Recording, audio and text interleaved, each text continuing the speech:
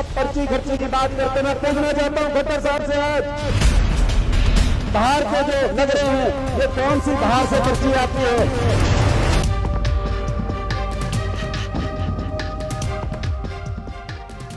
बेरोजगारी का दंश झेल रहे हरियाणा के युवाओं को मुंगेरी लाल के सपने ऐसे दिखाए गए कि बीते 4 सालों में ग्रुप डी की भर्ती हाथ आई, लेकिन प्रदेश की जजपा भाजपा सरकार युवाओं का हितैषी बनने का दावा कुछ इस प्रकार करती है कि जाने कितनी नौकरियों के तोहफे इन्हें दिए गए हों।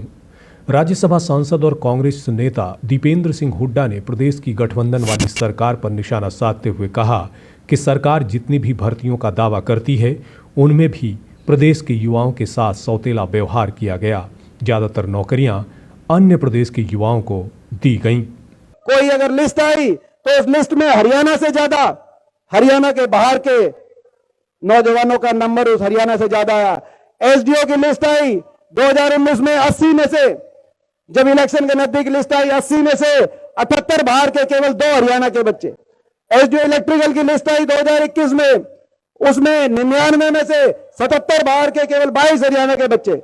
इस साल असिस्टेंट प्रोफेसर टेक्निकल एजुकेशन की लिस्ट आई, उसमें 156 में से 53 हरियाणा के, 103 बाहर के। 4 साल तक आप भर्ती नहीं करते, किसी भी और पद पे आप हरियाणा किसी नौजवान को मौका नहीं देते। आखिरी साल में चुनाव के जैसे डिक्लेयर होने के नजदीक आता है, आप ग्रुप डी की भर्ती केवल अपनी चुनावी वाई और चुनावी वोट के लिए। 4 साल तक देश में सबसे ज्यादा बेरोजगारी, किसी बड़े पद पे किसी हरियाणा के पढ़े लिखे नौजवान को मौका नहीं। और आखिरी साल मैं पूछना चाहता हूं, जो ये भर्ती करने की कमेटी है, एचपीएससी के चेयरमैन, क्या हरियाणा में एक भी आपको ऐसा नहीं मिला पढ़ा लिखा 2.5-3 करोड़ की हरियाणा की आबादी में कि हरियाणा प्रदेश से किसी को उसका चेयरमैन लगा देते?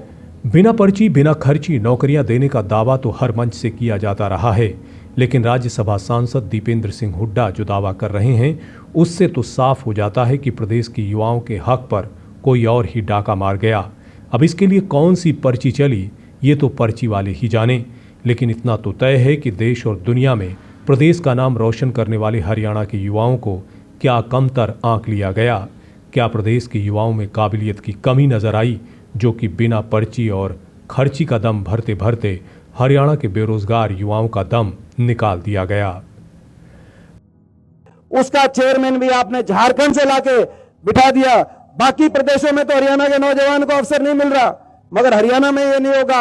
आप पर्ची खर्ची की बात करते, मैं पूछना चाहता हूं खट्टर साहब से, आज आपकी ये पर्ची बाहर के जो लग रहे हैं ये कौन सी बाहर से पर्ची आती है? आप उस बात का भी हरियाणा के नौजवान को जवाब दो, बाहर से कौन सी पर्ची आती है? यूपीएससी में हरियाणा के नौजवान सबसे आगे, मगर हरियाणा की नौकरियों में हरियाणा का नौजवान को अवसर नहीं मिल रहा। ऐसी सरकार जहां के मुख्यमंत्री कहें कि हरियाणा वासी कंधे से नीचे मजबूत है लेकिन ऊपर कमजोर है, और अपनी भर्ती की लिस्टों में उसको साबित करने की कोशिश करें। देश में सबसे ज्यादा बेरोजगारी का शिकार हरियाणा का नौजवान आपने कर दिया। बहरहाल सरकार कोई भी क्यों ना हो, उसे ये तो कतई नहीं भूलना चाहिए कि भारत युवाओं का देश है और युवा उस उफनती नदी के समान होते हैं जो इतिहास और भूगोल दोनों ही बदलने की कुवत रखते हैं। हरियाणा के चुनावी समर में इस बार सबसे बड़ा मुद्दा बेरोजगार युवाओं का होगा। अब देखना यह होगा कि इस बार ऊंट किस करवट बैठता है। लेटेस्ट वीडियोस के लिए अभी सब्सक्राइब करें A1 हरियाणा को और प्रेस करें बेल आइकन ताकि सभी अपडेट्स आपको मिले सबसे पहले।